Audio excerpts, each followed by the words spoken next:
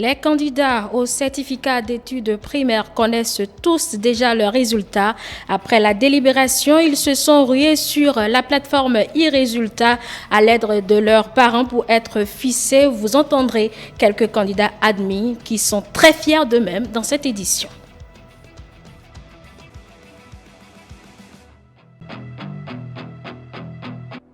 Retour à la normale à Goungou, dans la commune de Malanville. Le pont qui s'est effondré sous les affres des pluies diluviennes a été réhabilité. Le ministre des Infrastructures et des Transports était sur le site ce jeudi. Reportage à suivre.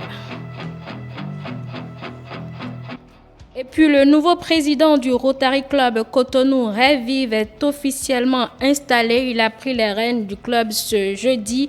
La passation de charge a eu lieu en présence des différents membres.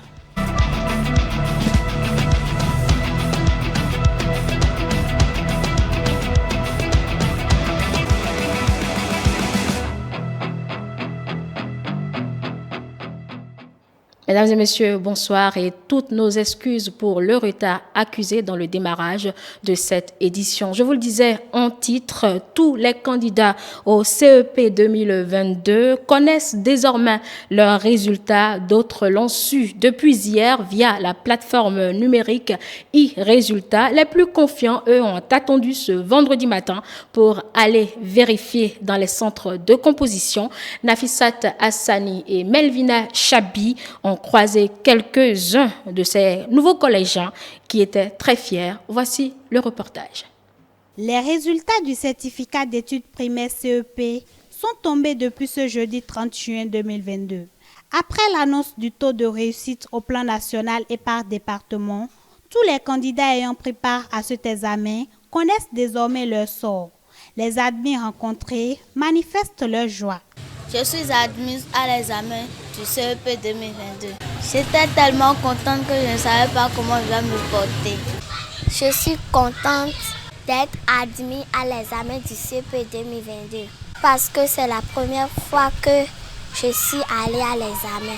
Je suis très contente de réussir à mon CEP car je n'avais pas cette intention. C'est la première fois que j'ai réussi à un examen. Je suis très contente parce que je suis admis. Plusieurs moyens ont été utilisés aussi bien par les parents que les candidats pour avoir accès aux résultats. C'est mon papa qui a consulté le résultat sur son portable et il me l'a dit. Et ma joie était grande. C'est ma maman qui m'a aidé à consulter les résultats sur le téléphone.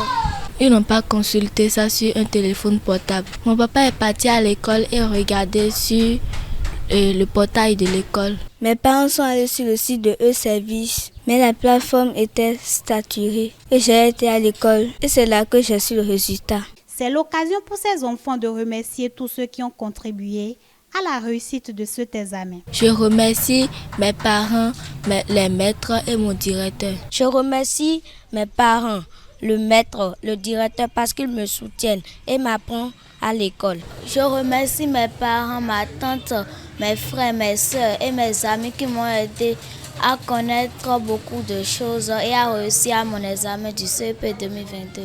Merci beaucoup. À leur suite, Herman Kodo, directeur d'école, se dit satisfait du taux de réussite de son école. Il exprime sa joie et donne des conseils à ceux qui ont été laissés sur les carreaux cette année. Nos impressions après ces résultats sont bonnes, même si on aurait souhaité avoir encore un peu mieux. Ouais, parce que c'est vrai, la perfection n'est pas de ce monde, mais quand vous formez les enfants, c'est que vous avez envie de les voir tous partir. Donc, pour les résultats de cette année, nous avons obtenu un taux de 88,24%, ce qui est déjà au-dessus de la moyenne nationale et départementale. Mais nous attendons mieux. Voilà. Le gouvernement fait toujours ce qu'il peut.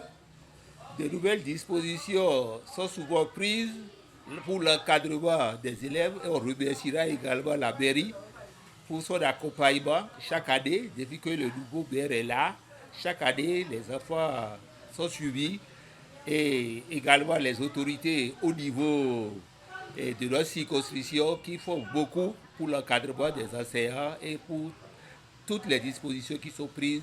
Il est nécessaire qu'on leur tire aussi un coup de chapeau. Et nos candidats qui ne sont pas admis, nous leur demandons de ne pas se décourager et de penser que l'année prochaine sera certainement la leur. Les nouveaux collégiens sont désormais connus. Rendez-vous le 10 juillet pour la délibération des résultats du brevet d'études du premier cycle. Et 81,90%, c'est le taux de réussite à cet examen, ce qui veut dire que moins de 10% n'ont pas pu tirer leur épingle du jeu. Des enfants qui font l'expérience de l'échec, qui est très souvent difficile à accepter, même pour les adultes, pour aider les candidats, ces candidats donc aux différents examens à accepter et surmonter leur échec. Mathieu Bocor est allé à la rencontre de quelques sachants. Voici son reportage. Nous sommes dans la fièvre des résultats des examens de fin d'année. Moment pour les candidats, quel que soit le niveau, CEP, BEPC, BAC, d'être situés. Une fois ces résultats proclamés, on note des heureux, mais aussi des malheureux. Les candidats malheureux, pour ceux qui se sont vraiment donnés et n'ont pas réussi, se sentent pour la plupart inutiles après la proclamation des résultats. Un examen, ce n'est pas un concours et on n'est pas là pour sélectionner les meilleurs. Donc, il y a soit la réussite, soit l'échec. Quand un candidat va à un examen, il doit s'attendre à ces deux cas de situation. Et quand la réussite vient, tant mieux. On accepte, on est en joie. Mais quand l'échec est là, il faut toutefois faire un travail sur soi-même et se remettre en question. Qu'est-ce qui n'a pas marché?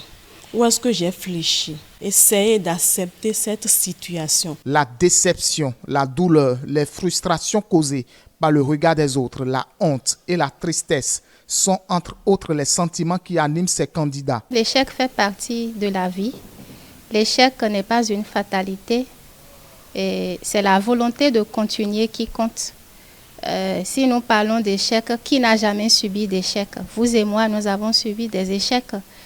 Le jeune enfant qui se tient debout aujourd'hui a connu des échecs avant de se tenir debout et de marcher correctement, parce que avant de marcher correctement sur ses deux pieds, il est tombé plusieurs fois. Donc ce sont des mini-échecs qu'il a eus déjà dans le processus de son développement.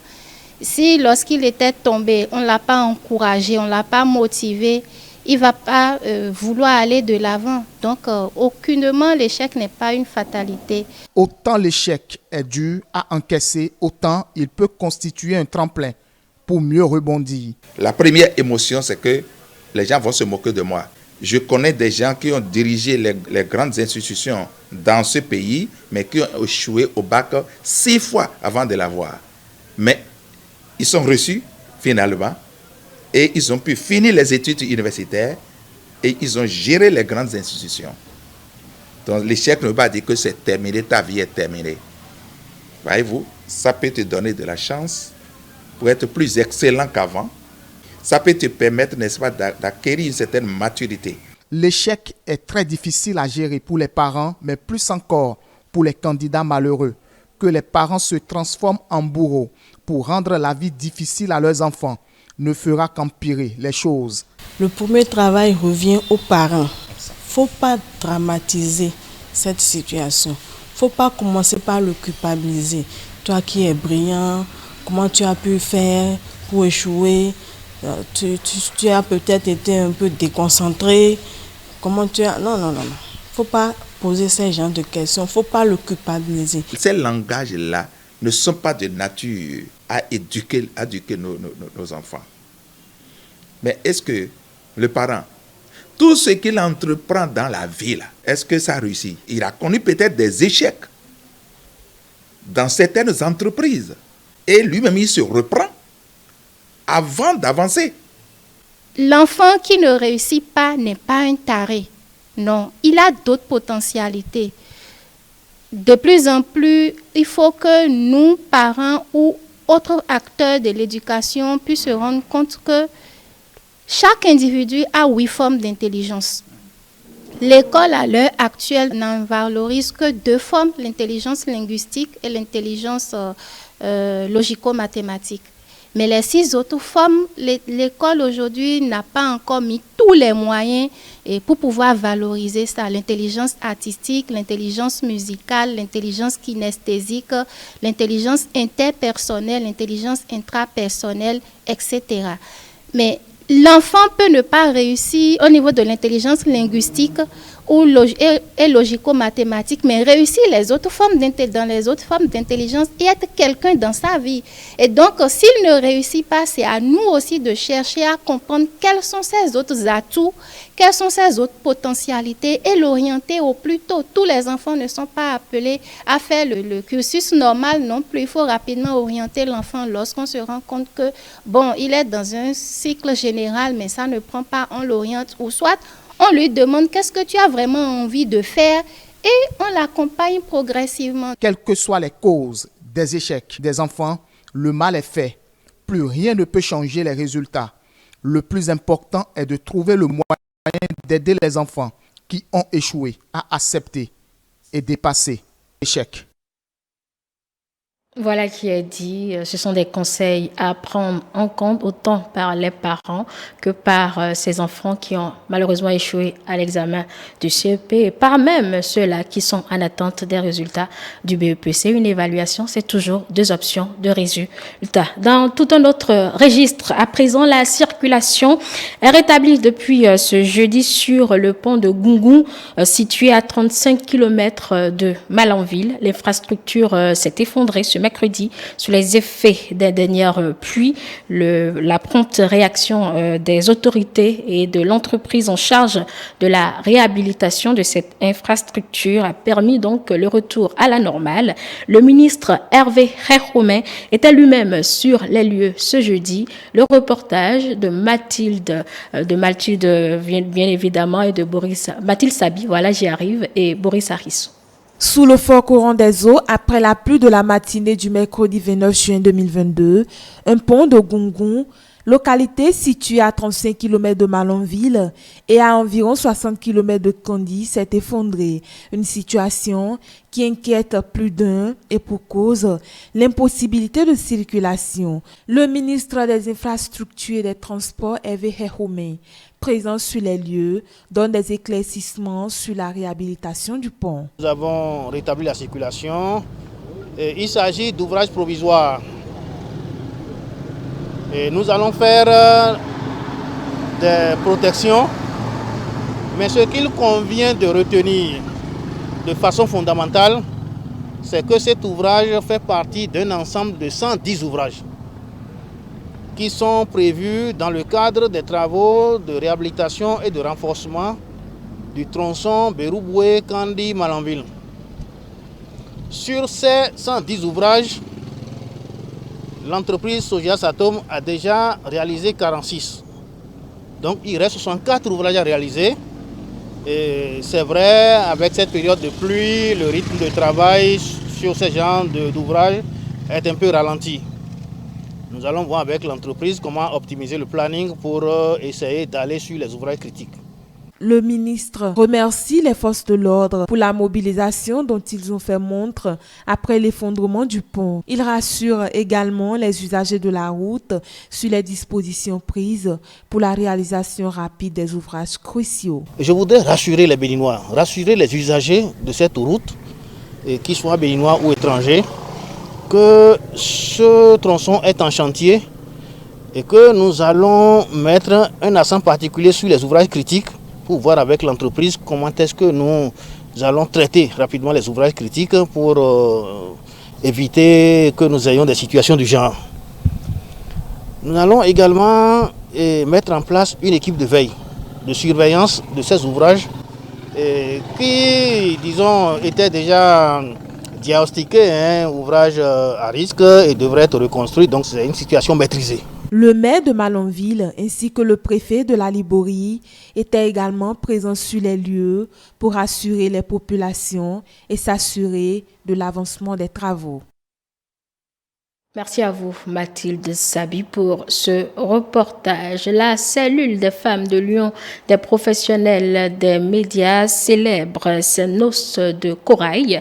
Cela fait 11 ans donc que cette cellule a été mise en place pour valoriser les femmes des médias et célébrer celles qui se révèlent à travers leurs différentes actions et dans leurs différentes rédactions. L'événement a été couplé avec le lancement de la 3e édition de l'agenda de la cellule. Reportage Jeannot Dopéon, Estelle Vichuedo. Depuis le 3 mai 2011, la cellule des femmes de l'Union des professionnels des médias du Bénin œuvre pour l'épanouissement et l'amélioration du cadre professionnel de la femme journaliste. 11 ans après la mise en place d'un tel creuset, le bureau actuel dirigé par Pulchéri Bemenou a convié les membres de la cellule pour faire le point du chemin parcouru.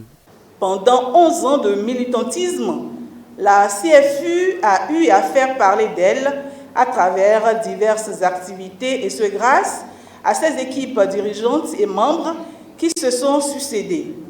Elles ont gardé le flambeau allumé depuis le 3 mai 2011 à la Maison des médias Thomas Méançon et ce malgré les écueils inhérents à la vie associative.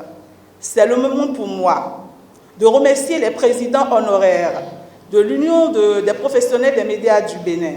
Je veux nommer Brice Oussou et Franck Pochemin, sans oublier l'actuelle présidente Zakiat Latunji, qui ont cru et continuent de croire à notre sincérité, à notre dynamisme et à notre détermination, mais surtout à notre engagement à valoriser les femmes dans la corporation. L'occasion a été également celle du lancement de l'agenda 2022 de la cellule des femmes de l'UPMB.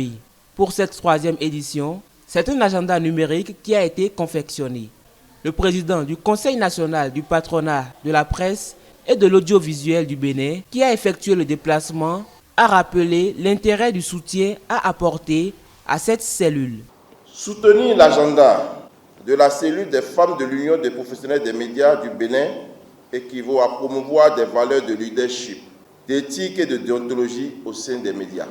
À titre personnel, j'encourage la promotion de ces valeurs qui sont primordiales au développement de la presse béninoise et de notre pays. Cette initiative sensibilise aussi les acteurs des médias en général et les femmes des médias en particulier à l'amélioration continue de leurs prestations. Au regard des années qui se sont écoulées, l'ancienne coordonnatrice de la CFU Bénin, celle qui a eu l'initiative de la cellule, a noté de grandes avancées. Cependant, il reste encore du chemin à faire, a déclaré Clémentine Lokono. Et le bilan est là. J'ai retrouvé des étudiantes que j'avais amenées dans la CFU parce qu'on s'était rapproché des centres de formation qui sont devenus aujourd'hui de grands reporters et qui ont même sorti les résultats de leurs investigations. Ça fait plaisir. Ensuite, d'une dizaine que j'ai peiné à trouver comme responsables, vous avez vu une liste de plus de 50 personnes. Les résultats sont là, mais bon, ce n'est pas encore ce que je souhaite. Donc pour moi, le combat doit continuer. Ça ne peut pas s'arrêter. La célébration de ce jeudi s'est soldée sur la coupure du gâteau des noces de corail. Un public reportage. À présent, le Rotary Club Cotonou revive un nouveau président. Il s'agit de Saïd Maliki. Il a reçu les attributs liés à son poste ce jeudi au cours d'une cérémonie de passation de charge qui a eu lieu à Cotonou. Le point avec Nafissa Tassani. Né en 2017, le Rotary Club Cotonou revive est à sa 5e réunion statutaire et compte actuellement 22 membres. À l'occasion de la cérémonie de passation de charge, Eloge Gomez, président sortant, expose brièvement les actions qu'il a eu à mener tout au long de son mandat et estime que les objectifs sont globalement atteints. Nous avons travaillé à changer des vies, nous avons fait des actions, nous en avons fait 7 au cours du mandat. Nous sommes allés nous avons sensibilisé sur l'hygiène bucco-dentaire, près de environ 400 enfants. Nous sommes allés vers les personnes du 3e âge parce que quand on a fini de tout donner à ces enfants et à ceux qui sont autour de soi, on a besoin de beaucoup plus d'attention en retour, parce qu'on se retrouve au soir de la vie. Je pense que servir est la plus belle chose au monde. Servir donne du plaisir, voir les autres heureux. Je pense qu'il n'y a pas meilleure chose que de servir. Tout en félicitant le président sortant et en remerciant les membres du club, le président entrant promet faire de son mieux pour le bonheur de la communauté. Il dresse ensuite les différents objectifs qu'il aura à accomplir au cours de son mandat. Avec ton aide et ton soutien, je tâcherai d'être à la hauteur de ton héritage pour le perpétuer et permettre au club d'aller encore plus loin. Par la même occasion, j'adresse mes remerciements à l'ensemble des membres du club. Merci, chers amis. Sans vous, ce mandat n'aurait pas été aussi beau et aussi réussi. Vous êtes le club et sans vous, le club n'est rien du tout. Au cours de ce mandat, nous avons pour objectif de mener 10 actions pour un coût global de 10 millions de francs CFA. 24 réunions statutaires, 12 réunions de comité, 8 camaraderies et 4 assemblées du club. Aristide Lantok-Podé, assistant du gouverneur du district, a félicité le président sortant et prodigué des conseils au nouveau élu Saïd Maliki. Cher ami Eloge, félicitations à toi, félicitations pour l'impact et félicitations pour le service. Cher ami président nouvellement installé, je sais que tu es un ami engagé, mais les amis attendent de toi plus d'engagement. Les amis attendent de toi plus de disponibilité et les amis attendent que tu donnes l'exemple pour qu'ils t'accompagnent. Notons que le thème retenu au cours du mandat écoulé est « Servir pour changer des vies ». Hors du Bénin, à Madagascar, l'équipe féminine de rugby se prépare pour la Coupe du Monde à 7. La compétition va se tenir en Afrique du Sud du 9 au 11 septembre 2022. À cet effet, le club a reçu le soutien des autorités nationales. Le reportage de nos confrères de l'ERTM. Les Maquis à 7 dans la catégorie féminine sont actuellement en pleine préparation au stade Maki d'Andota Pénac. Rappelant que ces rugby women participeront à la Coupe du Monde à Cape Town en Afrique du Sud du 9 au 11 septembre prochain. Madagascar est en effet classé à la 2e place en Afrique suite à la magnifique performance de nos joueuses lors de la Coupe d'Afrique. Cet exploit, nos rugbymen devront le renouveler face aux plus grandes joueuses du monde. Pour les entraîneurs, la préparation ne sera pas uniquement technique pour affronter cette échéance internationale. En effet, cela requiert également une préparation physique et mentale. Ces équipes seront en lice pour la Coupe du Monde et seules les grandes équipes vont réussir. Ainsi, une nouvelle préparatrice physique, Marie-Catherine Herman, renforcera les rangs des autres préparateurs physiques de l'équipe. Moi, je vais surtout travailler en collaboration avec les coachs de la fédération de rugby. On va partager nos savoirs, on va voir un petit peu comment évoluent les filles et mettre tout, mais vraiment tout en sorte pour qu'elles puissent justement rapporter un résultat. Ce matin, la première dame, Madame El Radzuel, a effectué une visite inopinée au stade Maki d'Andota Pénac pour voir les infrastructures et les matériels utilisés pour cette préparation physique, mais aussi pour apporter son soutien au Maki à 7 féminin. Il a été constaté durant cette descente que certaines infrastructures au sein de ce stade ne sont plus adéquates étant donné leur détérioration. En outre, des salles comme les vestiaires ne sont pas utilisées à bon escient mais servent de dépôt. Face à cela, Madame El Radzuel a tenu à sensibiliser tout un chacun dans le respect des biens communs et ce genre d'infrastructures. Durant cette descente inopinée au stade Maki ce matin, la première dame a encouragé les joueuses et constaté quelle aide doit être apportée à ces femmes.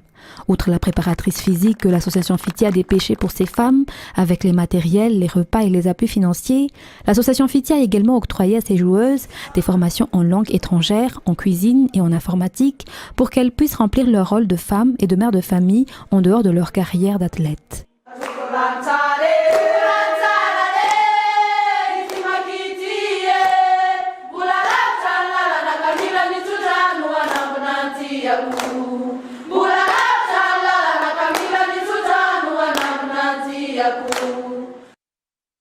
Voilà, ainsi se referme ce 19h. Merci de nous avoir suivis. Retrouvez-nous sur l'ensemble de nos canaux digitaux, Facebook, YouTube, Twitter et en direct via notre application iOS et Android e-télé. Très belle soirée à tous.